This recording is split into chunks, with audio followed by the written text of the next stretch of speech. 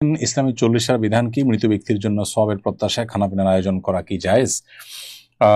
মৃত ব্যক্তির তরফ থেকে তার রুহের মাগফিরাতের জন্য বা তার আমলনামায় সওয়াব যুক্ত করবার প্রয়োজনে ইসালে সওয়াবের উদ্দেশ্যে কোনো গরিব দুঃখী খাবার দেওয়াটা মৌলিকভাবে জায়েজ একটা কাজ।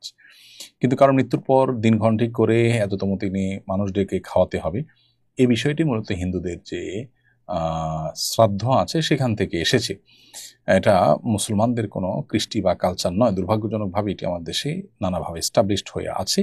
এই ধরনের দিনক্ষণ ঠিক করে আপনার খাবারের আয়োজনটা বেদাতে পরিগণিত হবে। সাধারণত এমনি মৌলিকভাবে যে কোনো সময় গরিব দুঃখীকে আপনি খাবার বিতরণ করলেন বা টাকা পয়সা দান করলেন মৃত ব্যক্তির তরফ থেকে, সেটি জায়েজ আছে। বিয়ের আগে পাত্রপাত্রী একে অপরকে দেখা ও কথা বলার ইসলামী সীমা কি? খুবই গুরুত্বপূর্ণ প্রশ্ন। বিয়ের আগে পাত্রপাত্রী একে অপরকে দেখতে পারেন, কিন্তু দেখতে পারেন মানে এই নয় যে